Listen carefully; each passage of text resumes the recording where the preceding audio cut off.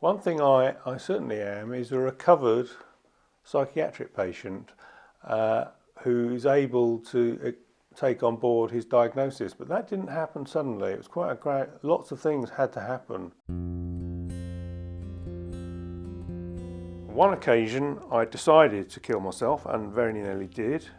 On two other occasions, at least, I put myself in a lot of danger, a lot of danger. The first time I got sectioned, I had a voice in my head for hours and hours on end. It was a very vicious voice. It was very unpleasant. The voice was going, F off, F off, F off, for hours. It was very nasty. And I could see a person in my visual imagination that I thought was, and I thought this person really existed, and I thought there was some kind of psychic battle going on between us, and one of us was going to kill ourselves. And I thought, it's not going to be me, it's got to be him. And so I started thinking stuff back at these voices. You can have delusions and you can have hallucinations.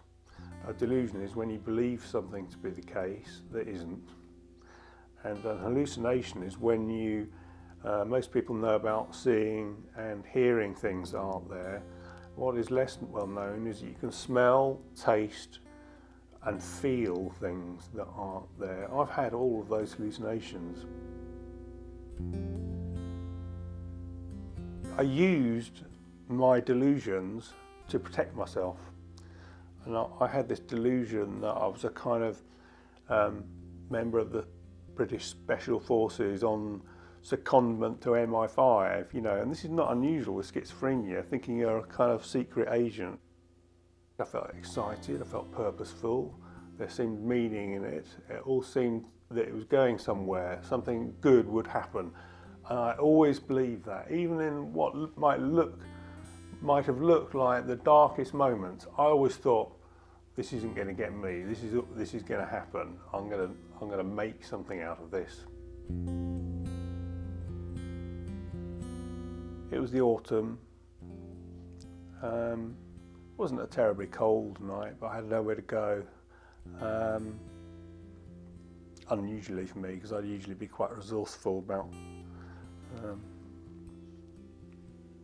what I did for myself, and I found myself in a car park. It was the supermarket car park, and there was a bed there. Didn't have any bedclothes on it, but there was a bed, and there was some bedroom furniture. Quite mysterious, really.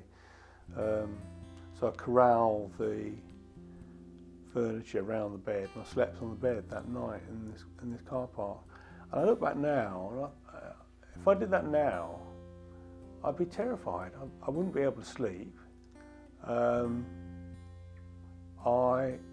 I'd be afraid of being mugged or attacked, or, you know. But then I had no fear. I was sectioned under the Mental Health Act on many occasions over those 10 years for basically for things that I'd done, you know, acts of damaged property, acts of sending items of post that people didn't like. Basically, police would come and get me, and I wasn't trying to, you know, I wasn't trying to get arrested, and I wasn't trying to get medical care, if you call it that. It was very challenging. It was a very, very challenging experience. I'm very lucky I'm alive. I decided to kill myself. I couldn't kill myself fast enough. I was running to the cliff in Newquay to kill myself.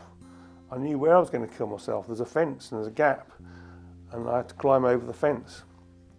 And I ran there. It took about 5 minutes to get there. I was very angry. I thought that MI5 had put implants in my eyes and in my ears, and that's why I was having all these hallucinations. I didn't think they were hallucinations. I thought they were all being beamed in. And I was saying, you've gone too far. I was very angry. I was shouting at them because I thought they could hear me. I thought I had an implant in a tooth so they could hear what I was saying. It was just schizophrenia, you know. There was nobody there. But I was shouting at MI5. I said, you've gone too far this time. I'm going to kill myself. And then you'll feel sorry for what you've done. But there was nobody there. I don't even remember any decision. I never made a decision not to kill myself. I just found myself doing what I was doing, which was walking along this crumbling edge to the other end of the fence and then climbing back over. I climbed back over, I'd saved my life. I'd have been dead at the bottom of that cliff and nobody would have known what I was thinking. There'd have been a policeman knocking on my parents' door, you know, afraid, can we come in, your son has been found dead. I really value the experience of my life. I want to demonstrate that people who experience mental health conditions, and in particular paranoid schizophrenia, which was my diagnosis, can recover, can get their lives back, can enjoy their lives again, and can play a part in society again.